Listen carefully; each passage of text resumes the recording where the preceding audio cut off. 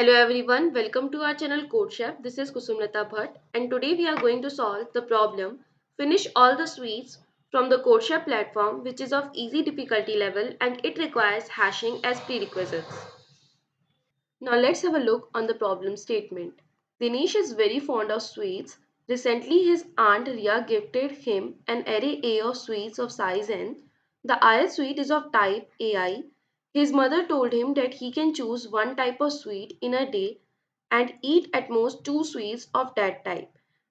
Since he has to eat all the sweets as quickly as possible because his cousins are arriving, find out the minimum number of days in which he can eat all the sweets gifted by his aunt Ria. So the problem is simple. We are given with an array A whose every element indicates some type of sweet, and we have to finish these sweets in minimum number of days, and the condition is given that in one day at most two occurrences or at most two sweets of same type can be eaten. So we have to follow this condition and we have to give minimum number of days it will take to get all of these sweets finished. Now the input format of the problem is first line is going to contain the n number of sweets and then the next line will contain n space separated integers denoting the type of the sweets. And for the output, we have to print the minimum number of days in which he can eat all these sweets. Now the constraint of the problem is n value is lying between 1 and 10 to the power 4 and ai value is lying between 1 and 10 to the power 3. So let's see how we can solve this problem. Since we have to find the minimum number of days, so it is optimal to eat as much as sweets we can eat in a day. So we know that we can eat two occurrence of same sweet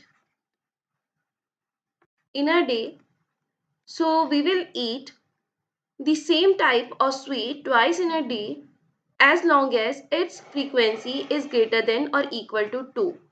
So what we have to exactly do is we are not considered about the order of sweets we are eating, but we are making sure that if we are taking some sweet X in a day, then if its occurrence is greater than equal to 2, then we are taking the two occurrences of it so as to minimize our day. So this makes our problem simple. We have to simply check for each type of frequency, for each type of sweet, that how many occurrences I am left with that type of sweet, and then I have to select whether I have to eat one occurrence of it or I have to eat two occurrence of it. So we will store the frequency of every type of sweet, and we can see from the constraint that our ai value is between 10 to the power 3 1 and 10 to the power 3. So we can make use of frequency array, or we can make use of hash table or unordered map in C++ and dictionary in Python for storing the frequency of the types of sweets. So it will take O of 1 time on average. So what we will do, we will traverse the array which of given type and we will store the frequency. Let's say we are storing the frequency in the map, and then we will traverse the map or dictionary in Python and see what is the frequency of some type of sweet in the array, and then let's say its frequency is, there is a type of sweet X which has frequency F. So how many days it will require to get that sweet finished. So for eating the type of sweet which has frequency F, we will be requiring F by 2 plus 1 move if this F is odd, or F by 2 moves if this F is even. Let's say we have frequency F equal to 5. So for this case, we will be requiring 3 days, because in the first day we will be eating 2, and then in the second day we will be eating 2, then in the third day we will be left with the one sweet. So we have to make sure that we are including that sweet in our answer also. So we have to give one day to that sweet. And for f equal to 6, we will be requiring 2 plus 2, again 3 days. So we can simply say that we are requiring f by 2 floor value to get some frequency, some sweet of frequency f get finished, or we can also say that we are requiring f by 2 plus f modulo 2 frequency. So what does this do? If our f is odd, then it is going to return 1, that is f modulo 1 will evolve to 1, and it will add f by 2 plus 1 to our answer. Or if it is even, then this f modulo 2 will returning 0, then it will simply add f by 2 our answer. So we have to traverse the map and consider every type of sweet, and we have to simply add how many days we are requiring to get that sweet finished. So let's have a look on the C++ code for the problem. So here we are taking the input of integer n, which is the size of the array given to us, and then we are declaring an array, and then we are declaring a map, unordered map, which is going to store the frequency of the type of sweet I, and then we are taking the input of sweet and we are incrementing its frequency in the map, and then we are initializing an answer to the 0, and we are traversing on the map, and we are adding how many days it will take to get the ith type of sweet finished. So it is calculated here as u dot second by 2 plus u dot second modulo 2.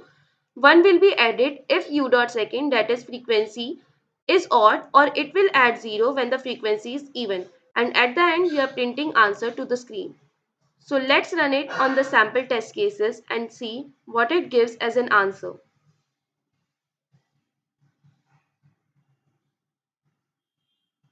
So here we can see that we are getting 2 as the output. So let's submit it and check whether we are passing all of the test cases or not.